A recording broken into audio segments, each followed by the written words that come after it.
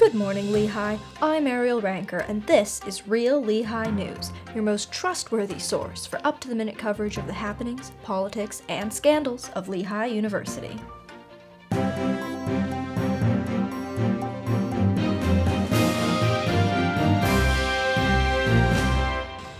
This semester, Lehigh, along with many other schools in the country, decided to remove spring break in an effort to stop students from leaving campus and potentially spreading COVID. It's honestly so disheartening that our university doesn't trust us. I mean, it's not like we're going to, throw frat parties that require a positive COVID test to get in. I mean, that's absurd. Wait. Oh, that actually happened. Anyway, like I said, total distrust for no reason. Students were, of course, skeptical of this decision and asked Lehigh, quote, "But what if we get depressed from working for an entire semester with no breaks? Wouldn't we, want to die?" The increasing depression rates did concern university officials, just not because they actually care about students, rather because it could potentially lessen the amount of applicants who might want to attend next year. Lehigh came up with two plans to combat this. Plan A was for Rick Hall to send an email to students with the subject line, "Stop being sad," and the body text of the email just being the Health and Wellness Center's phone number repeated 486 times. Plan A was eventually scrapped when Rick Hall had to take a vacation to illegally haul Pez dispensers into Guadalajara. Lehigh instead chose Plan B, which proposed a wellness week. The plan was to tell everyone they'd be getting less work for the week, and then, instead of actually doing that, just not do that at all. At first, university officials unanimously voted against Wellness Week and thought that it would be sufficient to decorate Rathbone with dollar store balloons and a banner that says, "Eat something fried and don't commit suicide." Lehigh eventually moved forward with Plan B, as more suicides would mean more expensive lawsuits, and the university might actually have to take money out of their $1 billion endowment.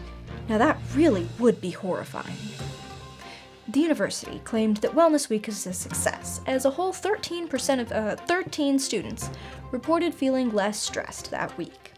Lehigh plans to continue these mental health activities next year, but instead of paying for it out of their endowment, they're actually making students pay a $200 wellness fee. This, coupled with the 4% tuition increase, is yet another strategy deployed by the university to lower depression rates. It'll weed out the poor and probably mentally unhealthy students who might have otherwise considered applying to this school. We now have an update from the Lehigh presidential campaign trail. After a cutthroat primary season, it's finally time for the runoff election. Next week, voters from across the entire university will determine who will succeed President John Simon in office. After a very strong performance in the early rounds of the primaries, the last living lanternfly and the Christmas sock and creature from hell have at long last announced their decisions to end their presidential campaigns. Now, only 3 candidates remain. First, we have Tony from The Goose, running on the platform that The Goose should be merged with Lehigh Dining Services. Tony's campaign promises include declassifying the Goose's secret menu and giving out complimentary sandwiches at Lehigh. Next, we have Professor William Best, a popular, if controversial, engineering professor. He has repeatedly promised, usually unprompted, to appoint an official commission to re-examine the Challenger space shuttle disaster, and to bribe ABET to accredit the IDEAS program. And, last but not least, we have the ghost of Asa Packer, who recently returned to the mortal plane after being informed that Lehigh has been admitting women since 1970. Asa Packer has been vague about the direction he wants to take Lehigh in, but has promised to, quote, "restore the university to its former glory by any means necessary." Be sure to participate in MHTV's exit polling at this link, and then check back next episode to find out who will be the next president of Lehigh University. Following the recent rejection of the Student Senate's request for pass-fail grading, Lehigh's psychology department has decided to pursue a study of the committee involved in this decision. Several prominent neuroscience and psych professors have banded together to design a groundbreaking research initiative relating to the prevalence of psychopathy in college administrators. It is a well-known fact that while about 1% of the general population are psychopaths, this number is closer to 12% in CEOs. However, preliminary results suggest that as many as 100% of Lehigh administrators could have psychopathic tendencies. Evidence for these shocking statistics comes from a linguistic analysis of recent university communications. These emails said, among other things, that the Education Policy Committee unanimously rejected pass-fail grading, and that Nathan Urban agreed, and that students who are stressed about grades should just get mental help. Unfortunately, we suspect that the email was accidentally cut short, because the part that explained how the counseling center would help raise my GPA was tragically excluded. If the psychology department's findings are confirmed, they plan to provide an extensive rehabilitation program aimed at teaching Lehigh's administrators how to overcome their struggles with psychopathy and pass as normal humans. This program, run through the counseling center, will include units such as what is empathy and how does it work, pretending to care, the courteous and decent option, and how to hide your fangs and horns while cackling at students' misfortune. This week, MHTV received yet another letter from Lehigh's Public Relations Department, this time on paper, through the honest-to-God real US Post. For extra suspense, I will be opening it on camera.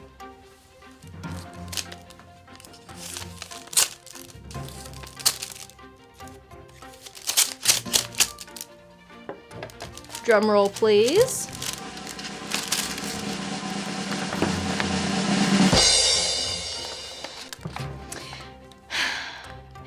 Dear MHTV production team, kindly cease and desist. Sincerely, Lehigh Public Relations Department. Well, I'd always wondered what a cease and desist letter actually said, but I didn't expect this.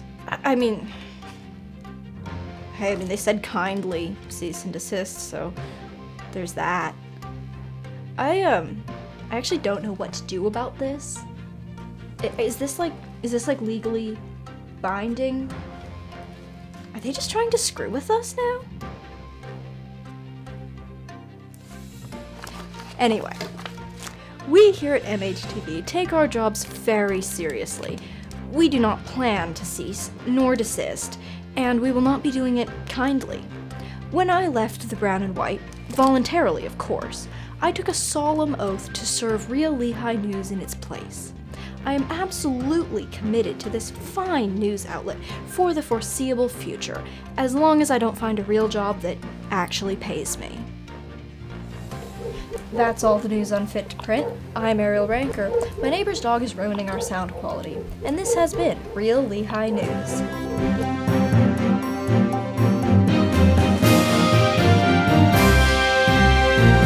Hello, Lehigh. I'm Ben Metz, and on today's episode of Metz Meets, I'm meeting with Courteney Parry, president of Artists for Change. It is a nonprofit organization that ransacks vending machines for their quarters and donates all the proceeds to the art clubs on campus. Oh, no, sorry. That's Change for Artists. Artists for Change is a club dedicated to addressing social issues through art and definitely not vending machine vandalism. Welcome to the show, Courteney. Hi, thank you for having me. Thank you for making that correction. We don't want people, guarding the vending machines around campus when they see me walking by. So first off, who are the artists and what are they trying to change? That's a good question. So when we say artists, we are very, very open in our definition. It doesn't just have to be painters, writers, and it also just doesn't have to be people necessarily exclusive to our club, if that makes sense. We try and keep it open for anyone who draws, even this, I would personally consider this a form of art. Just really anyone on campus that does something that they consider artistic. whatever in your heart, you're all right, this is a social issue I want to address. That's what we're trying to make room for in our club. So would you consider adding juggling as a common artistic practice? I honestly, I would. That's because that's something I can't do, and it's entertainment, and I feel that's a form of expression. So to clarify, you're not artists who are plotting to eradicate paper money and only use nickels and pennies, right? No, not at all. That's unfortunate. What inspired you to start the club? We just really feel there wasn't like a space for artists and also like an outlet. Like, of course you can just do art, and I think like every now and then there might be something that's like, oh, send us art submissions, right? But I feel like the art submissions don't really end up getting showcased that much, and like I know there's been a couple, but just in general we felt like there just wasn't like a consistent like outlet for artists. Just sort of wanted to like create and like make that space and like support platform for artists. I did draw myself as a passionate social advocate vending machine. How much would you be willing to pay for this? Nothing. I'm sorry. Since we haven't been robbing vending machines, I don't have any spare change. Is there a place where like the Bethlehem and Lehigh community can view this art? Yeah, so right now we have been working with the Office of Multicultural Affairs, or OMA, to have like an online gallery. So we do have an online gallery on OMA's page that is just the first art challenge. We're sort of in the process of getting the other ones posted. However, next semester, if we are in person, we do plan on doing like in-person like galleries and like trying to have like food there and stuff like that. Have you ever considered holding an art event that goes beyond the scope of social change? Perhaps an event called Artists for Mange, a live art event meant to bring awareness to the skin disease mange, where artists paint and auction off pictures of dogs infested with the skin-consuming parasites. I don't know about that one. How about Artists for the Deranged, an event to see the psychological damage caused by water torture? Oh my gosh, I don't know about that one. Doing like a very comedic art challenge, that would be very interesting. Thank you for joining us on this.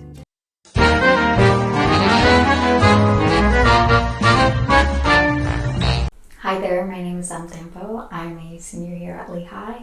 Thank you to the Mountain Hawk film team for allowing me to be doing a little something for a Little Live at Lehigh. Today's little something is a mashup of Vincent by McLean and The Sun is in Your Eyes by Collier. Without a further ado, here we go. Let's get into it. Thanks again.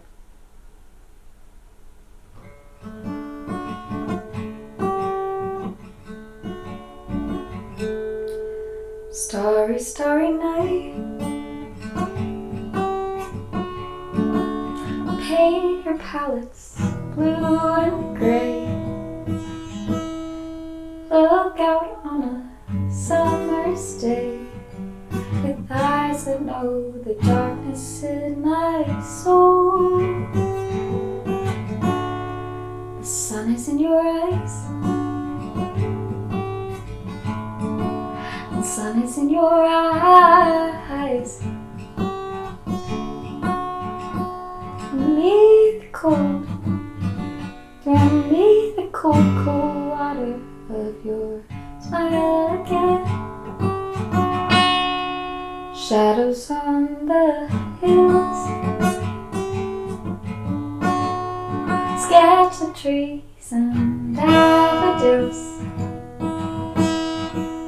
Catch the breeze and winter chills, and colors on the snowy linen land. And where I go, you lead me in the right direction. With your love as my protection, I'll be a world of your protection. Now I think I know what you try to say to me, how you suffered for your sanity, how you tried to set me free. They would not listen, they're not listening still. Perhaps they never will.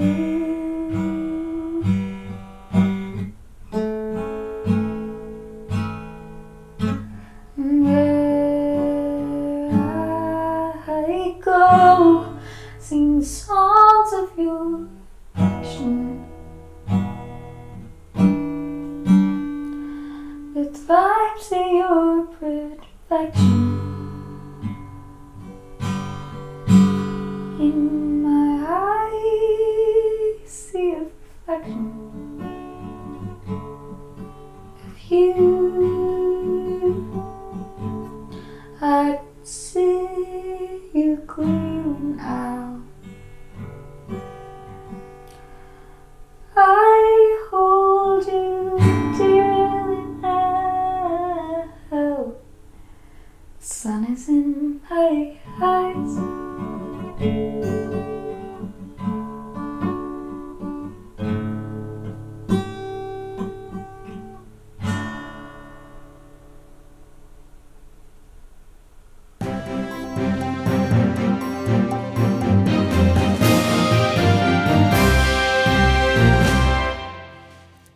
Thanks for watching.